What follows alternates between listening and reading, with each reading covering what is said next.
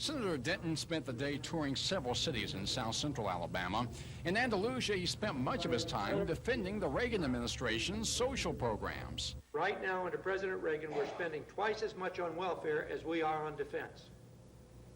And you hear all this screaming from over in the House, some of the liberal Democrats saying he's throwing away money on defense, but he's not spending any for people who need it.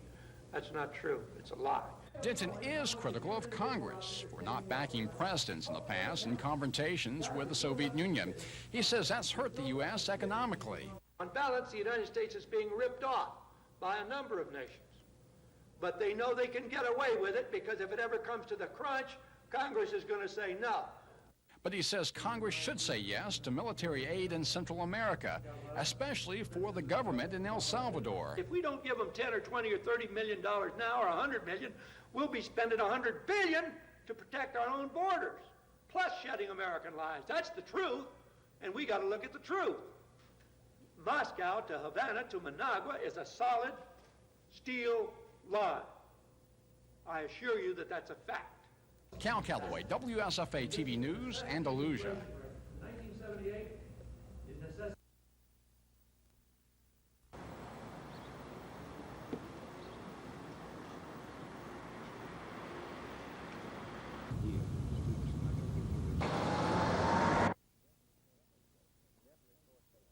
Definitely Troy-State Dothan needs space to grow. We are trying something that's unique here in downtown Dothan, which means you're restricted for acreage type space, but we need the convenient buildings around us that can be changed to classrooms and for other types of services we need.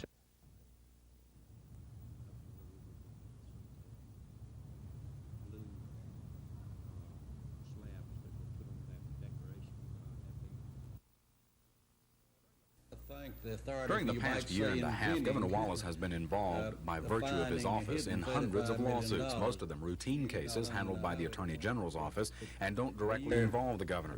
But there are a handful of not-so-routine cases the governor's office takes an active role in, and they have become expensive undertakings. Grants passed at a cost of more than $40,000 is one of the more expensive, but leading the list in costs is the ongoing U.S. Justice Department suit charging the state's higher education system with vestiges of racial segregation, a lawsuit which during the last 18 months has earned a private Montgomery law firm more than $90,000.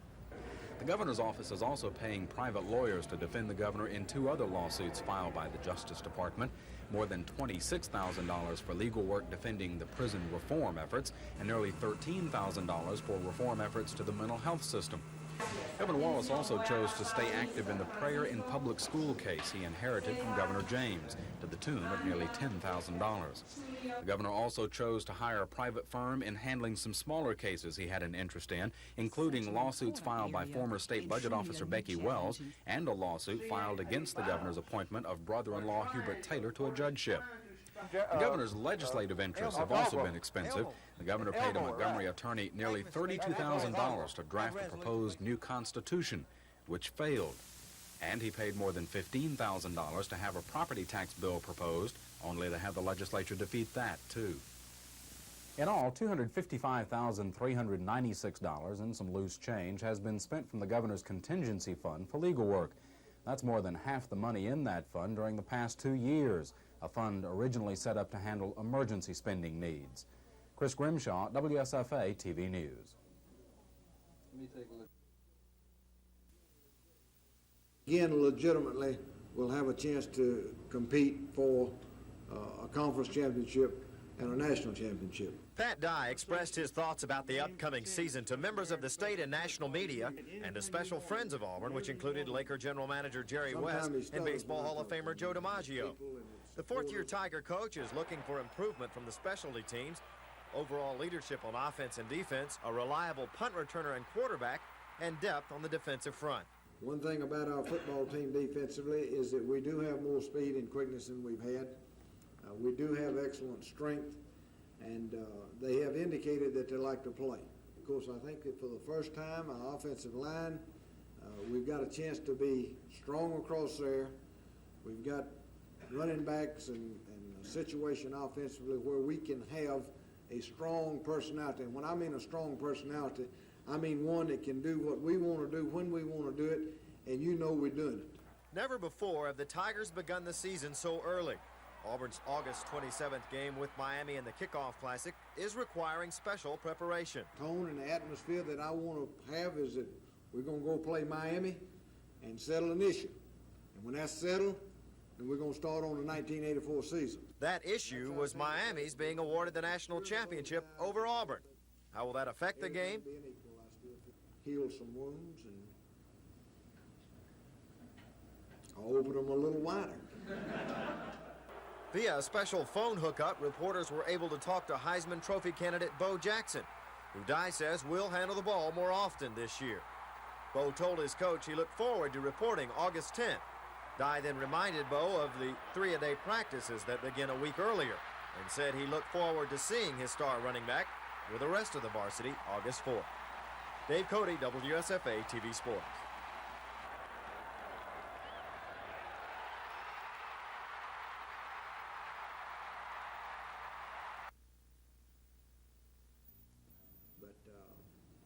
We got a pecking order right now, and that's Pat Washington's out front. Tonight I'm going to be available to all of you as much as I can possibly be. Of course, I did play against Georgia and Alabama late in the year. Of course, it certainly will help. But we're going to put all the eggs in that basket. But once that game is over with, win, lose, or draw, we're going to set it aside. So the tone and the atmosphere that I want to have is that we're going to go play Miami and settle an issue. And when that's settled, then we're going to start on the 1984 season. And that starts in Austin against the University of Texas. Sometimes he stutters when I talk to him. A dream matchup. I can't wait for the polls because I have a feeling that we will have teams that are, if not in the top 3, certainly the top 5, both of them. I may be off by a number, but I think it will happen that way. And for 2 years in a row to come up with that kind of a matchup is just something made in heaven.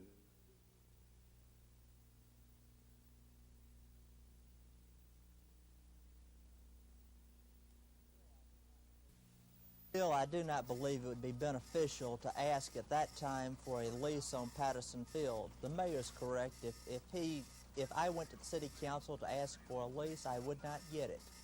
Instead, I plan to go to the city council and ask them to get the parties together, to meet in the spirit of cooperation, to find out if there is a common ground upon which professional baseball can ever be returned to Montgomery, Alabama.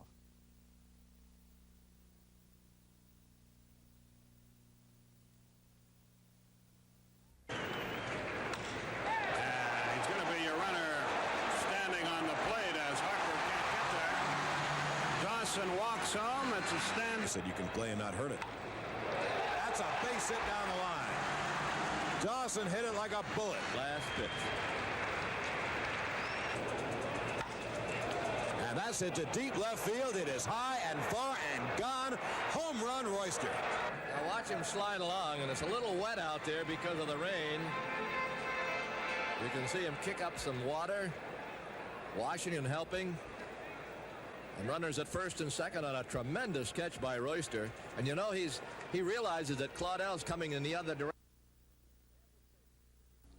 Tampa Stadium was the site of the USFL championship game, a crowd of 52,000 on hand to see the Philadelphia Stars, led by quarterback Chuck Facina, who gives here to Kelvin Bryant.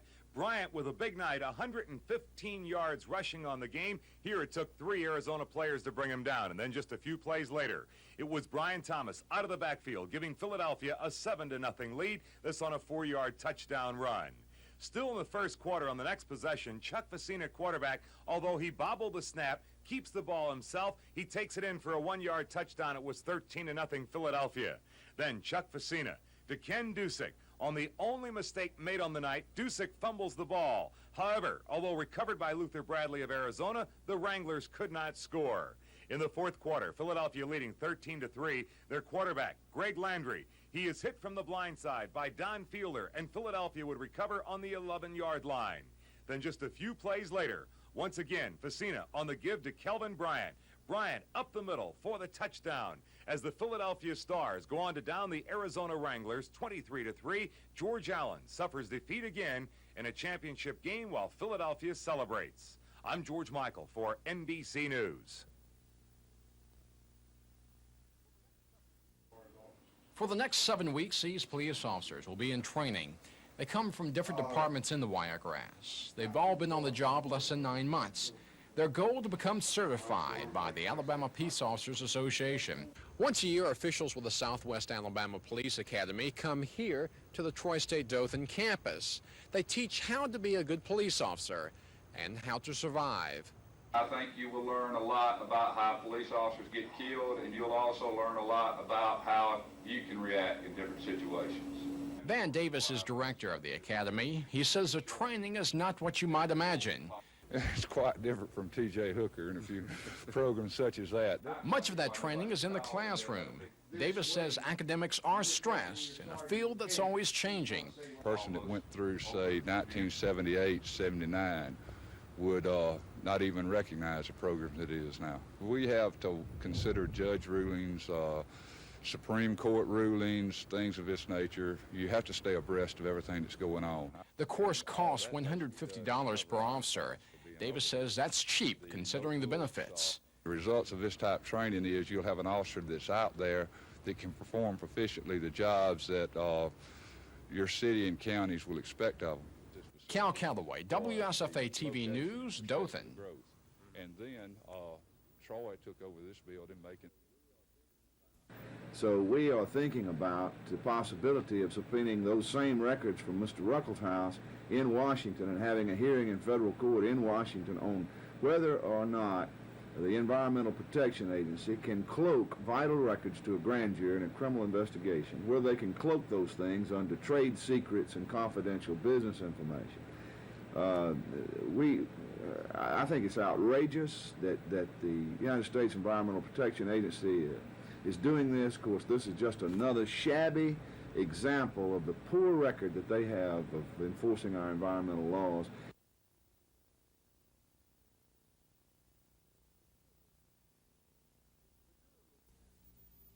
The jury will be asked to look into how certain people in the state end up with major shares of contracts for liquor and wine product sales to the state of Alabama.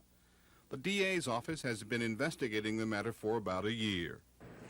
The basic thrust of the grand jury investigation deals with whether or not the liquor agent still exists in Alabama, and to what extent are those agents influential before the board. The district attorney's investigators have questioned a steady stream of present and former ABC employees in the case, and one man has already been reassigned in the midst of the probe, but no charges have been filed in connection with the case. This is Norman Lumpkin, WSFA TV News reporting. At a consumer education meeting today in Montgomery, the district director of the FDA in Atlanta, John Turner, released the results of several surveys taken in April. In looking at close to 1,800 samples of grain products, we encountered about 12 samples that exceeded the guidelines. Those samples or those products where we encountered high being over 900 parts per billion, we pursued an investigation to determine that to take whatever necessary action to try to remove those kinds of products from consumer channels. Now, instead of using pesticides like EDB, grain processors may expose their products to low levels of radiation, just enough to kill bacteria and pests. I think there's a lot of concern that irradiation will somehow make foods radioactive or that it will make foods dangerous in some way. What has come out of a lot of the testing that's been done is knowledge that at appropriate doses the foods will not be made radioactive, they can be safe.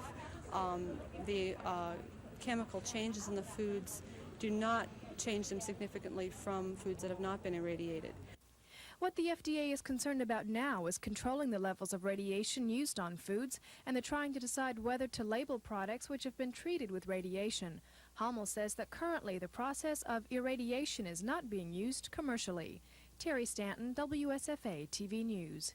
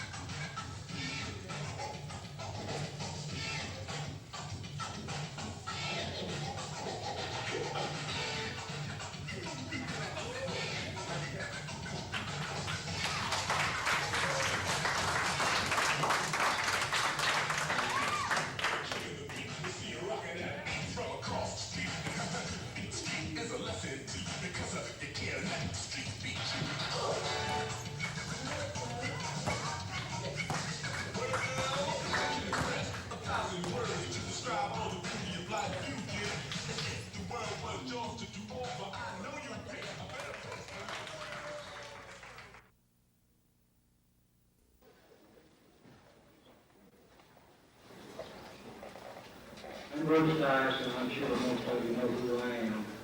We've still got some extra seats up here on the stage. But you failed to come up and join us. We'd be glad to have her come up.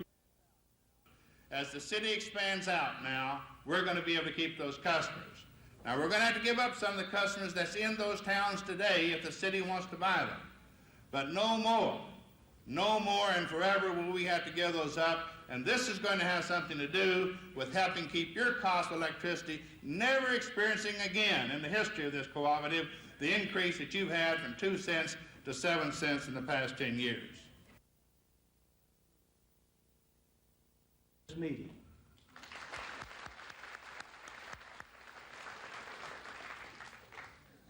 I like to overlook some of my friends that of us here. We have two people, Randy Brannon and Cecil Hillstead. Are you around where you could raise your hand where they could see you? Good. We live in the worst of times because Ronald Reagan has an affirmative action plan to eradicate every gain that blacks, women, and other minorities have made in civil rights during the past decade. We are living in the worst of times because we have a Republican president who does not support equality in education, but he opposes it. He does not advance education, he attacks it. We live in the worst of times because we have a president who does not believe in full equality for women. In fact, he will not support the Equal Rights Amendment. We live in the worst of times because we have a president who professes to be against segregation but cooperates with discrimination.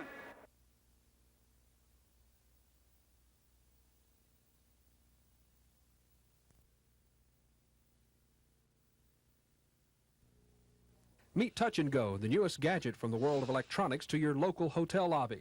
Inside this video game-like console is a microcomputer system that stores an enormous amount of information about places to go and things to see in Montgomery.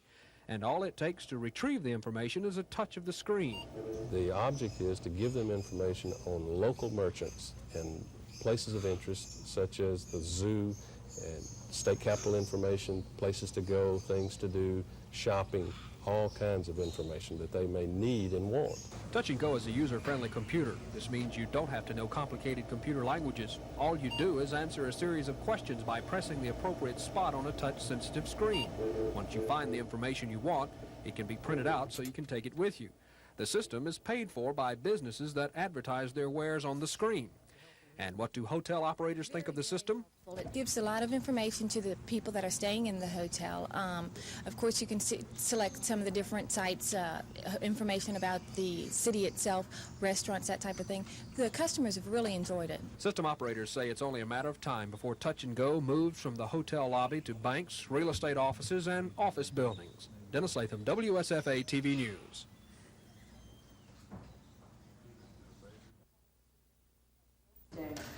Which you would be covering for people who have had no coverage whatsoever.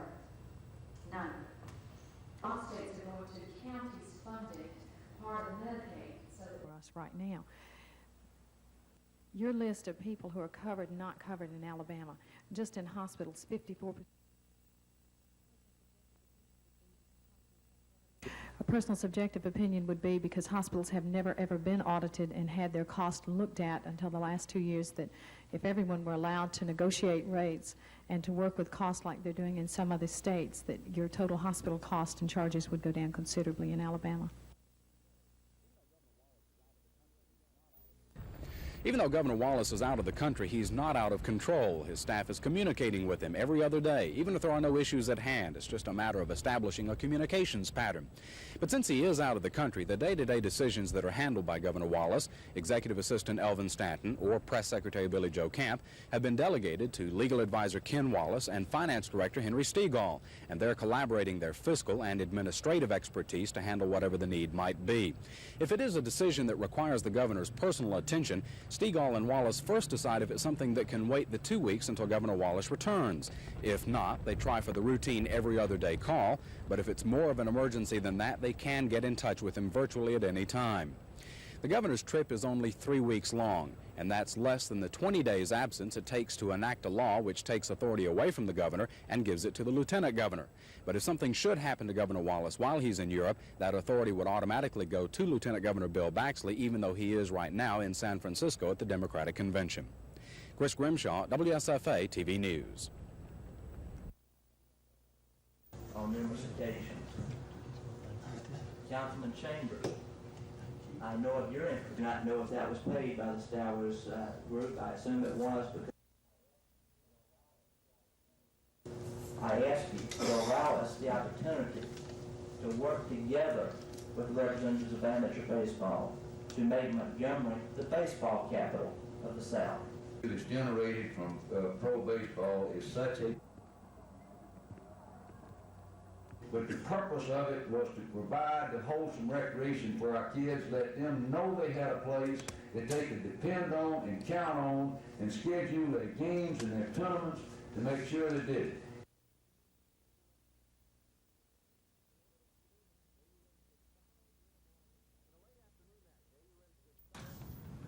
In a late afternoon match, AUM's Gustavo Garibaldi, last year's runner-up in the men's open division, went up against Montgomery Academy's Scott Thompson. Thompson took this point en route to winning the first game of the match, but Garibaldi won the first set 6-3 and was leading 3-love in the second set. Last year's men's open champion David Baggett is defending his crown and has yet to be eliminated from the tournament, which is expected to be completed before the weekend. In doubles play, 13-year-old Laurel Philpott and 14-year-old Kristen Sadie surprised Mimi Roberson and Judy Pirtle. After losing the first set 5-7, Roberson and Sadie took the next two 6-1 and 6-3. In another doubles match, Jane Yelverton and Vicky Staub held off Barbara Plotz and Rosemary Cornett. The scores 6-1 and 6-4. And Beverly Cordini and Hetty Sue Bridger split sets with Kelly Gardner and Gail Rogers, but Gardner and Rogers won the third and deciding set 6-4.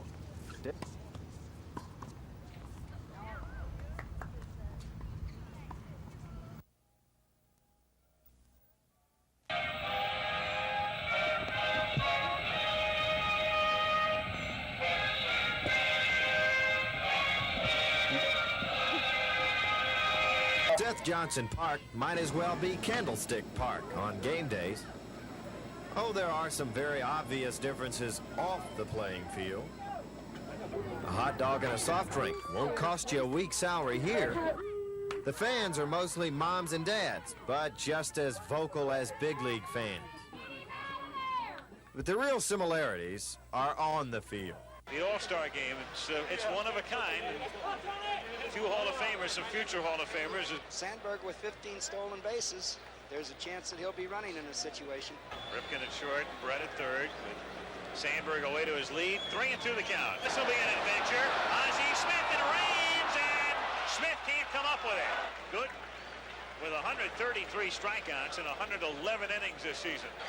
And Good strikes out the side. There is one major difference between these All-Stars and the others. About $1 million a year. Then goes another great jump, and Sundberg has no chance.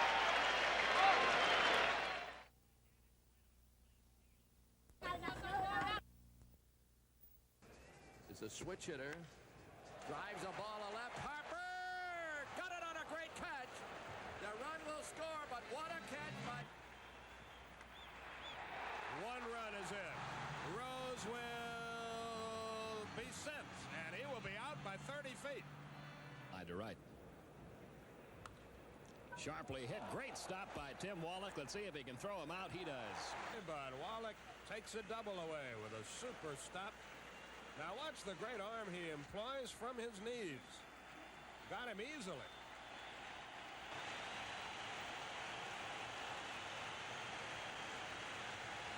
And a great ovation from the fans here at Olympic Stadium after that play by Tim Wallach.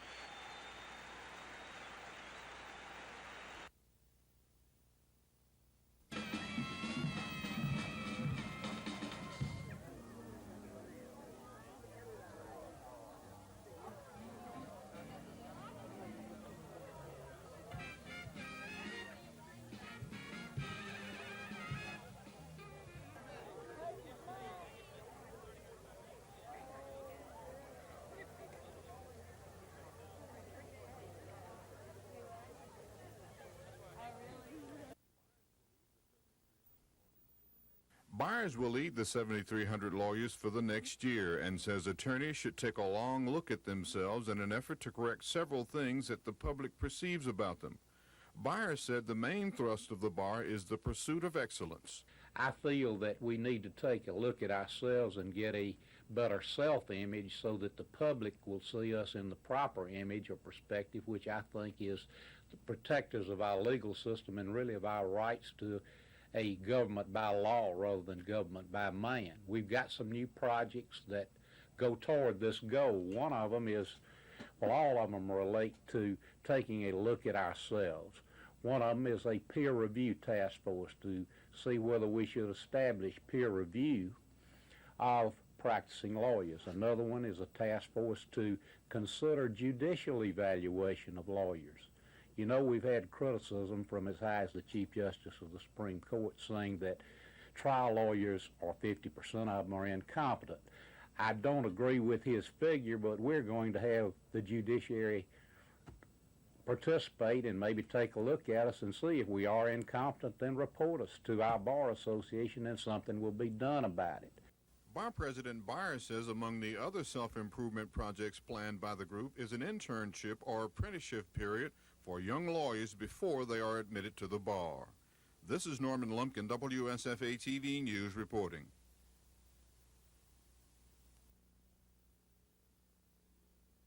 You have given me the opportunity. You have truly given me the opportunity. You know, at this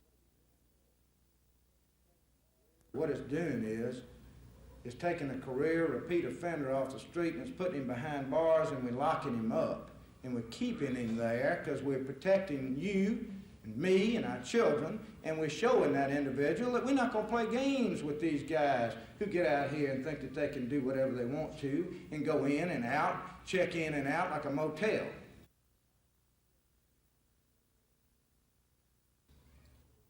you can possibly have your life taken from you. Well, I'm going to tell you what. Federal judges put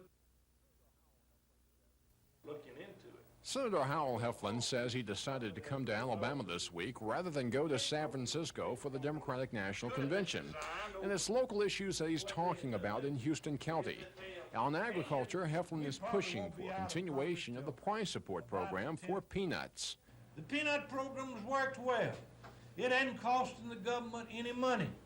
You can't point to any other program pertaining to agriculture and show that it has been as successful as the peanut program has been and has cost as little money. The Tri-Rivers Waterway is a project Heflin is enthusiastic about. With the states of Florida and Georgia working with Alabama, he sees this as a boost to industry. But if that river can be made navigable all of the time, then I think you'll find that that'll be a major transportation artery all the way up to Columbus, and it will help relative to the industries that depend on water transportation up and down the Chattahoochee River. On the military, the senator sees continued growth at Fort Rucker, but he feels money can be saved on defense spending. There's no excuse for paying $423 for a claw hammer that can be bought at a store for $7.23. There's no need for that. Cal Calloway, WSFA TV News, Cottonwood. Well, do you think that's good? Do you think that will get him more votes?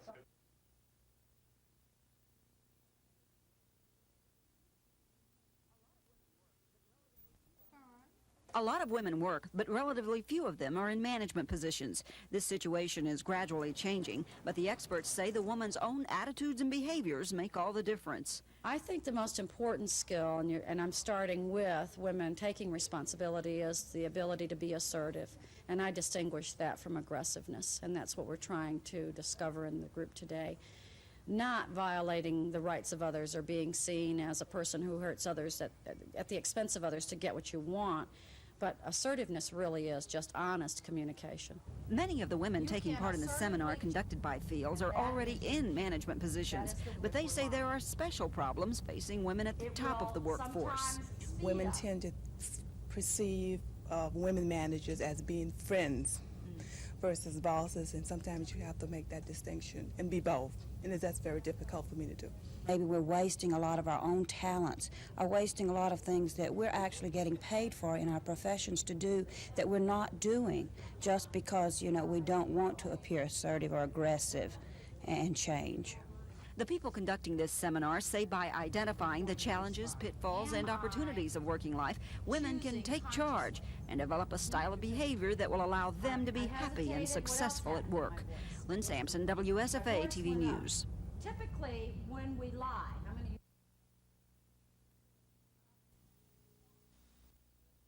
And I think the response to her being selected has been generally good, which indicates that America is more ready to accept a woman than I thought that America was. So the question of whether it was politically wise or not will be determined, and it seems today that maybe women in America are more accepted than I had evaluated.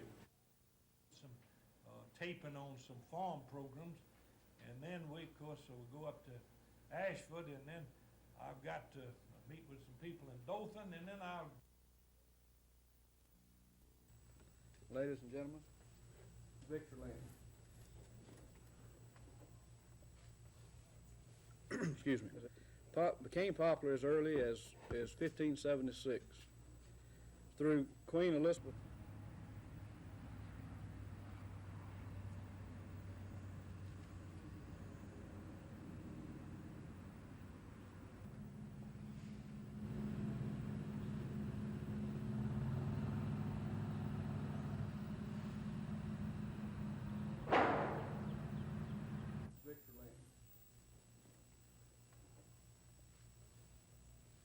Excuse me. The greyhounds have long fascinated man. Known for its speed and agility, they were used to hunt antelope and gazelle by Egyptian pharaohs. Europeans consider them excellent.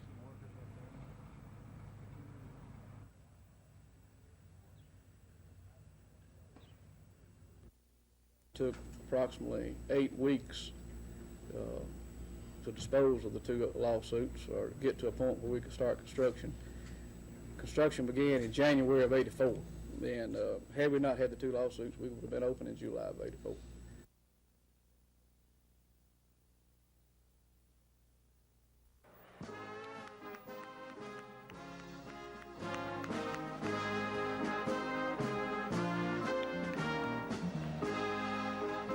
On Super Tuesday in March, Alabama voters gave Fritz Mondale's campaign a critical victory. This victory was a result of the same coalition of voters that will elect the Mondale-Ferrero ticket in November.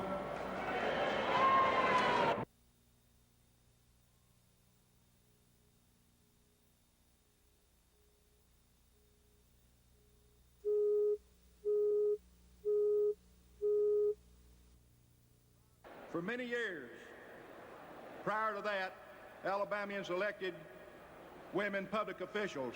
So you can see in Alabama, electing a woman is really just old hat with us.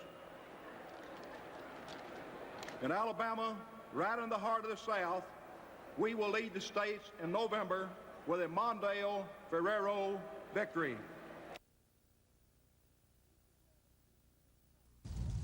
This is where the shooting took place, in the small wood frame home of James and Lucy Dixon.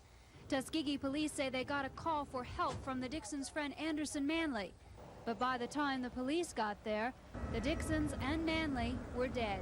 Mr. Dixon Sr. was laying in the front doorway there. This room on this corner here was where Mr. Manley was, and the bathroom is on the other side of the house. Mrs. Dixon was there in that room. They had all been shot at least once with what appeared to be a very large weapon. We have determined, we believe it was a .30-06 high-power rifle.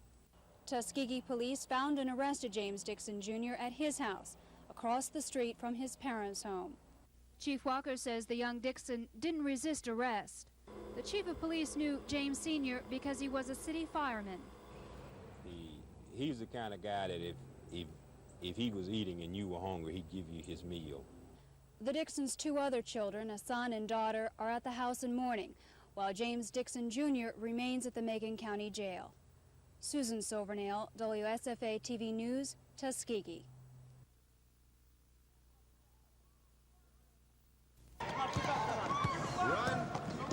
shoot, pass, dribble. The fundamentals of basketball. And that is what Auburn coach Sonny Smith is stressing during this, his 6th annual summer camp. We teach the basic defensive stances. We teach offensive moves, how to shoot the basketball, and then we do a lot of playing. Of the 300 or so campers, several are experienced high school players. It's good, know what how the college ball players, react. I think that's a great college. Have you enjoyed the camp? Yeah, I enjoyed. I came here last year. Most campers, though, are up-and-coming players who have enjoyed more than just the opportunity to play basketball. Most of the Auburn players are still here, and they'd help coach, and they'd dunk in between games. Bobby Caddage enjoyed some great years at Auburn. Now he's putting something back into the program as an instructor at Coach Smith's camp. Paul Daniels' dunking exhibition drew rave reviews. He's helping with the camp because he likes kids. That's the only reason I do it. I always like kids. I always like to deal with them. I think all athletes, for some reason, are very attracted to kids because they like to play themselves, So it's not like a job to us. Basketball camps just are not what they used to be. Could this be the fast break James Naismith had in mind? Dave Cody, WSFA TV Sports.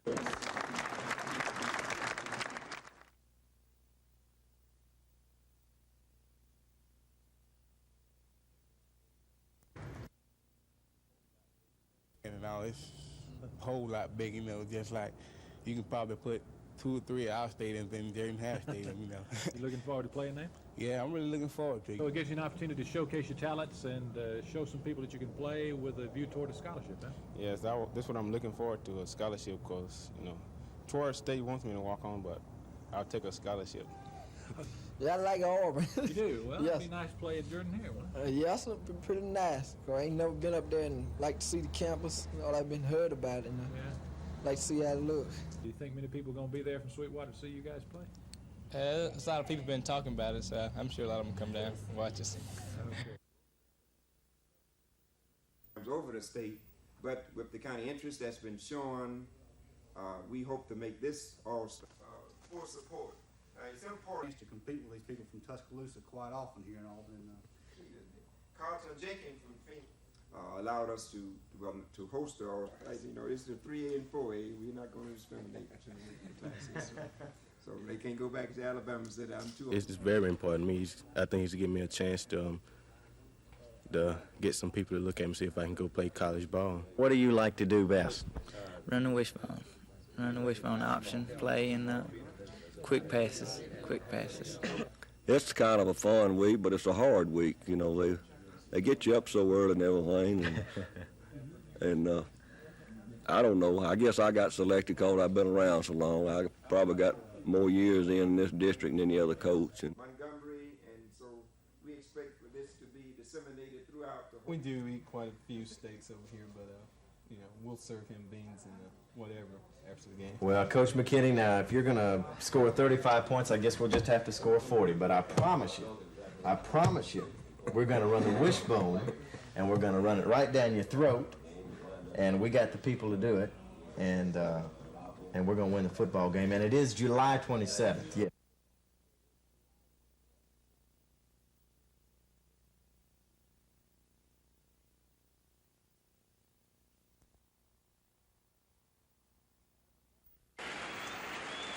And the 14th given up by Perez. Let's see what he hit. He got a curveball up. He hung it. Hold it. It is Cliff. Right of the third baseman, it would have gotten by him. And there's a base hit. So that takes into right field. That's a base hit, and the run will score. Perry being waved around third. Andre Dawson firing towards second. That'll be close, and one strike pitch. And there is that base hit into center field. Murphy scores from third, and the Braves have tied it up at 2. There goes Murphy. And the pitch is grounded in the hole. It is off the glove of Flynn. Murph will go to third. Flynn will pick it up. Obie going to second base. Here comes Murph home. He's going to score. Heads up, base running, and a blunder. The 3 thus far.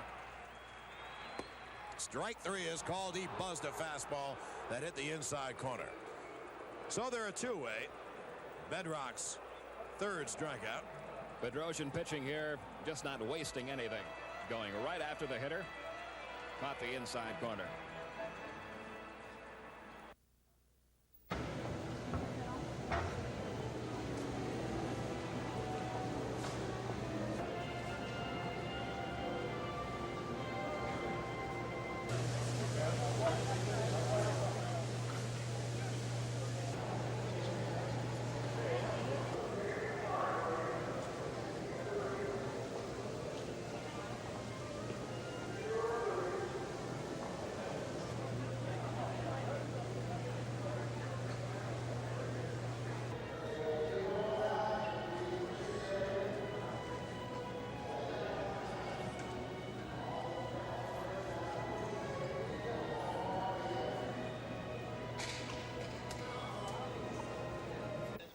Aviators can't fly without approval from a flight service station. These offices perform several duties, including observation of weather conditions and clearance of flight plans for pilots. William Ward, who manages the Dothan station, says this information must be transmitted to pilots as quickly as possible to help ensure safe flights. The consolidation is part of a 20-year plan to modernize flight information with computers. The Federal Aviation Administration hopes to give flight information to pilots faster and more efficiently. Ward says the new automated system will be located in Anniston and will provide the latest in flight service technology with a long-term savings to taxpayers. He says the FAA isn't trying to replace people with computers. They're just trying to cut down on errors. Mary Beth Boyd, WSFA TV News, Dothan.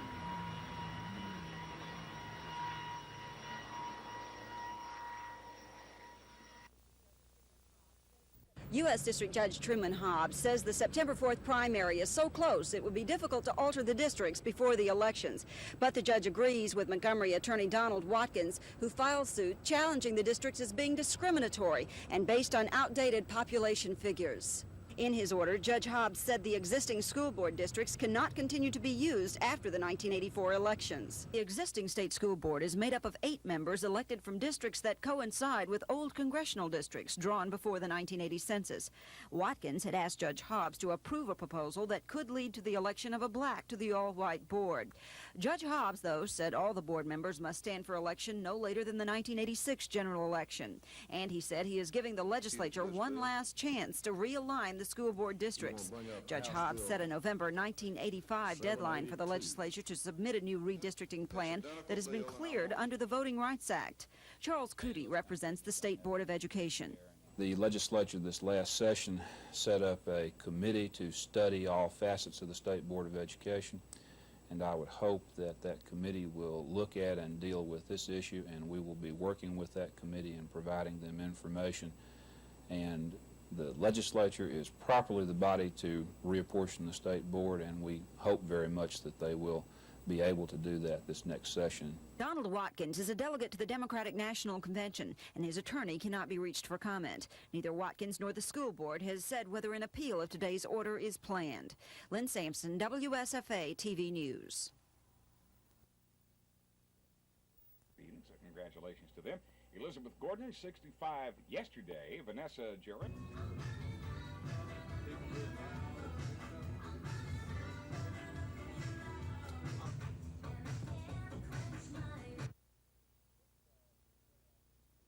It's really our #2 album. We sell on the average of about 75 a week. It's big, but I don't think it's as big as the record industry expected it to be.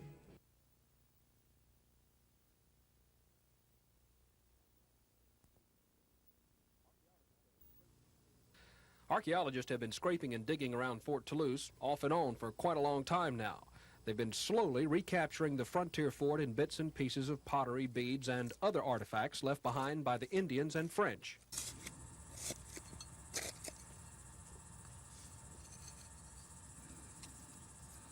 It's a gun flint. That's from their flintlock rifles. Dr. Greg Waskoff is trying to get some accurate measurements of the fort. Doctor, what are you looking for in the trench? Well, the sorts of evidence we are looking for are dark soil color changes, and also these outlines of the posts, which are the charcoal you can see here. And it's approximately like, this would be like the shape they quartered their posts to extend the wall line, and so we look for these sorts of different changes in the soil. These are the posts that the French These put are the down? original post remnants, and all there are left of them is a few inches in the base of the trench. By locating the original walls and gates, archaeologists can come lots closer to more realistically rebuilding Fort Toulouse as a tourist attraction. Another concern of historians and archaeologists is the Coosa River and its steady erosion of the fort site. Pending in Congress is a $20 million project to bring this problem under control. Dennis Latham, WSFA TV News at Fort Toulouse.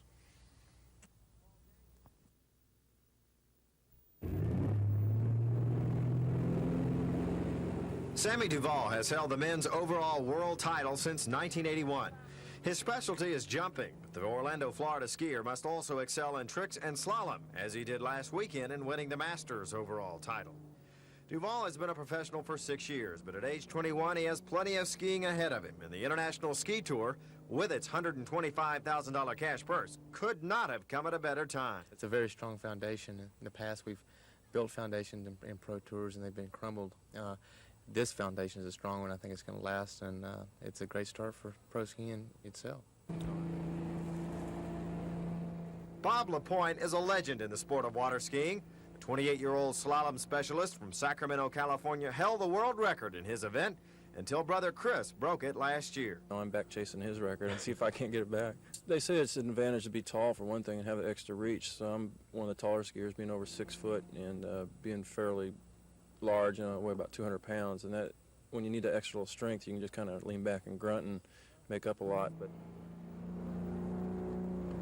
both LaPointe and Duvall will be competing in the Ironman Classic this weekend in Birmingham. Dave Cody, WSFA TV Sports.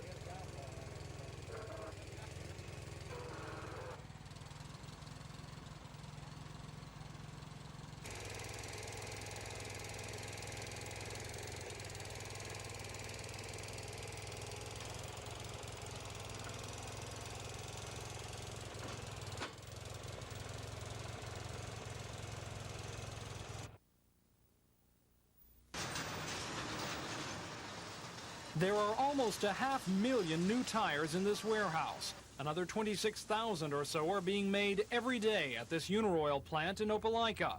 It's all part of the current boom in Alabama's billion-dollar tire industry. Business has not always been this good for Alabama's tire producers. In fact, in recent years, it's gone a little flat.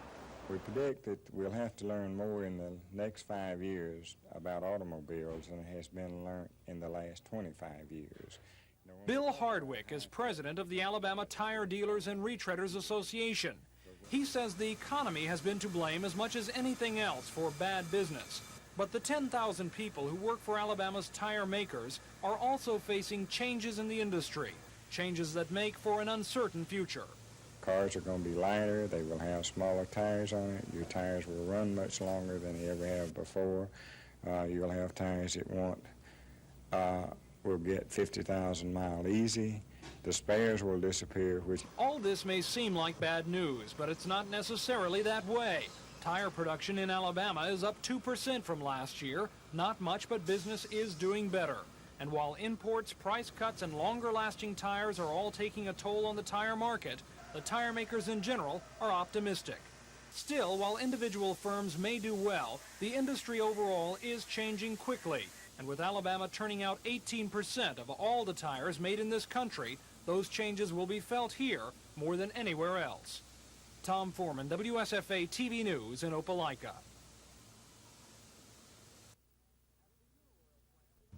At the Uniroyal plant in Opelika, workers are turning out about 26,000 tires every day.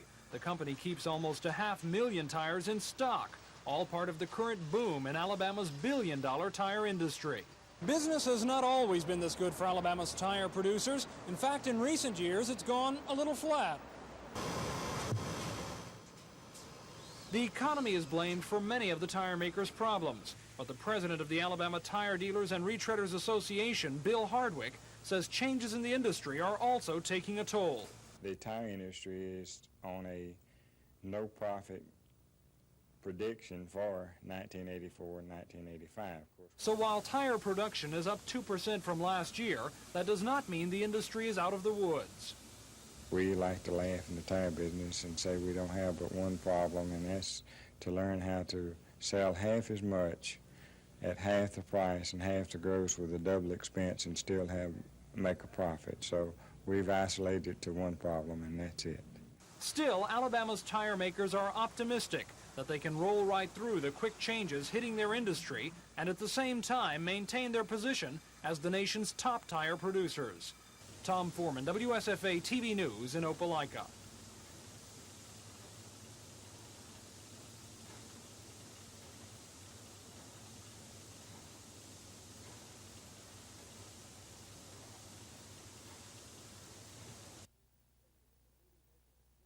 In a committee making decisions that directly affect various corporations and their P&L statement, and then you turn around and receive campaign contributions. Congress is not in session at this time, but where's our congressman? Why is he not in the district meeting the people he's supposed to represent? Is it because he's content to hide behind the $300,000 in special interest money he plans to spend on his campaign?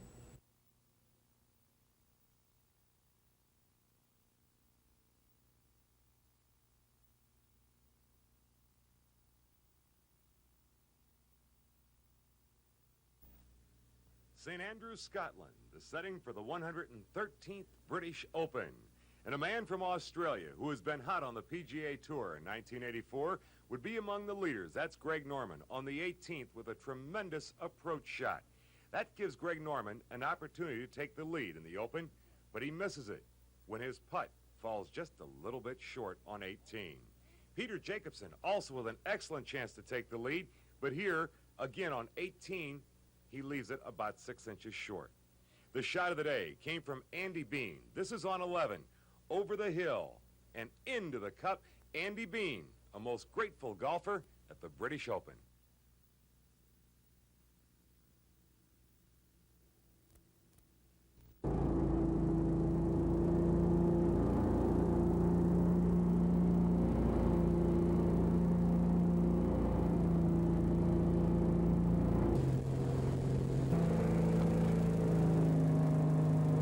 It's a good kickoff booster for the rest of the season because it's probably the best season I've ever had. Of the Pro Tour, I've won 3 out of the 4 jump tournaments so far, and I've won 3 out of the 3 overall tournaments separate. So I feel really good about that, my overall. But this weekend I'll be skiing strictly for slalom and for jumping.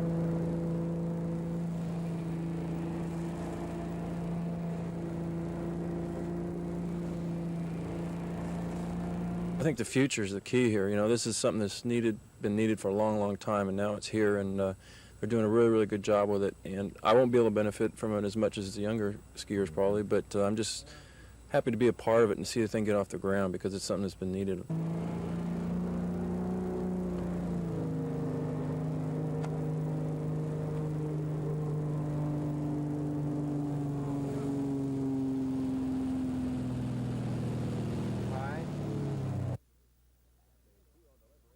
And the 2-0 delivery, bounce back up the middle. That's a base hit into center field. Maddox will get the green light around third. Murphy's throw will come to third, but Hayes is in first and third, no one out. 2-0 pitch. Well hit to center, but Maddox might catch it. He didn't. It hit his glove. A run scores. Harper to second.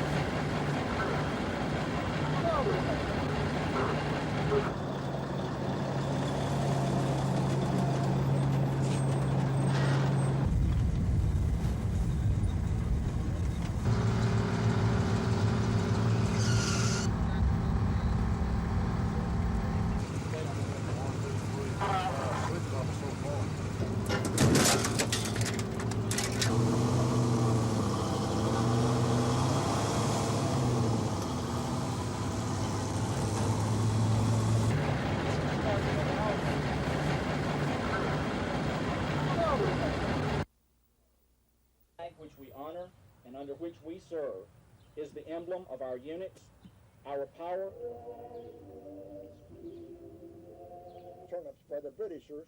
You know, there were similar stories, by the way. I know all that. There are even worse stories all over, you know, the Orient, Japan.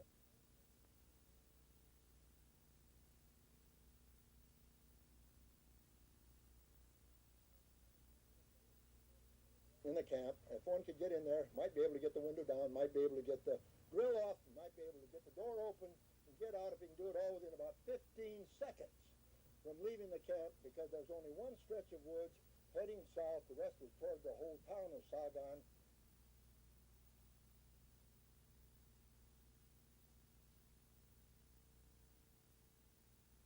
How much we appreciate what you're doing for the Alabama Farm Economic Community Affairs, and like Longer said, these people showing our.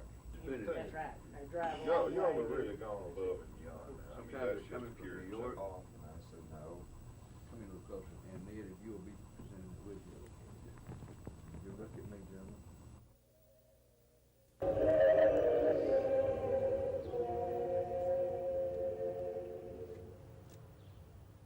By presidential proclamation, today was a day to honor all former prisoners of war, those still missing, and their families who have endured uncommon sacrifices on behalf of our country.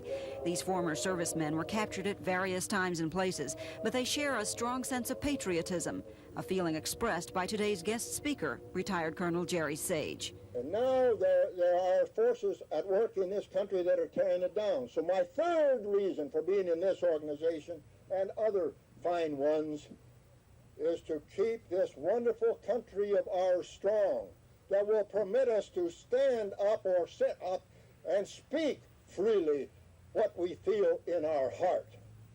You follow me? The name Jerry Sage may not ring any bells at first, but when you consider the character Steve McQueen played in the film The Great Escape was Jerry Sage, you know he is a national hero, an OSS member who escaped from the Germans 9 times during World War II, whose nickname was Dagger, who worked for months tunneling out of a Nazi POW camp in what is known as The Great Escape.